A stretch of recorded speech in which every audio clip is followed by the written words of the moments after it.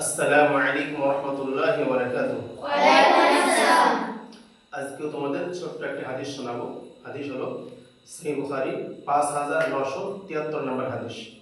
হাদিসের মধ্যে বলা হয়েছে, আব্দুল্লাহ ইবনে আমর থেকে বর্ণিত, তিনি বলেন যে নবী সাল্লাল্লাহু আলাইহি সাল্লাম বলেছেন, কাবিরা গুনাহের মধ্যে সবথেকে বড় গুনাহ হলো নিজের পিতামাতাকে লানত করা। জিজ্ঞাসা করা হলো যে হে আল্লাহ রাসূল সাল্লাল্লাহু আলাইহি সাল্লাম, আপন নিজের পিতাকে কেউ কেন লানত করবে?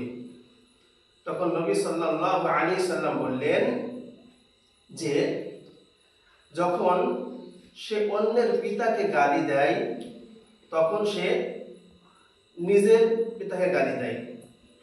মানে এখানে কেমন হলো কথাটা এরকম যে যদি আমি কোনো একজন লোকের পিতাকে গালি দিই তবে সেও আমার পিতাকে গালি দেবে। যদি আমি একজন কোনো ছেলের মাতাকে গালি দিই তবে সেও আমার মাতাকে গালি দেবে। ঠিক এই রকম ভাবে গালি দেওয়া হয়। তাই আল্লাহ বললেন যে যখন কেউ অন্যের পিতাকে গালি দেয় তখন সেও তার পিতাকে গালি দেয়। যখন সে অন্যের মাতাকে গালি দেয় তখন সেও তার মাতাকে গালি দেয়। এই রকম ভাবে নিজের পিতা মাতাকে গালি দেওয়া হয়।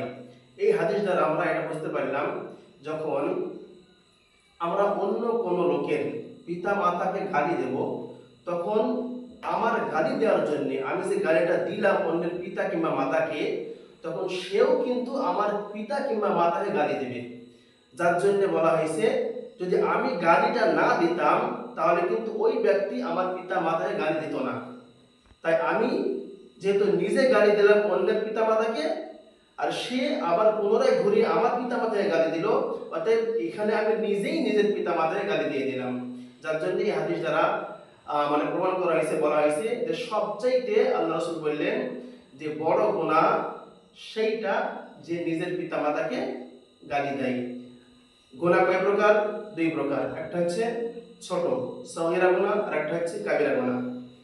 তো এই কাবিরা গুনাহের মধ্যে সমতুল্য করা হয়েছে বা সমান করা হয়েছে এই পিতা মাতাকে গালি দেওয়াটা।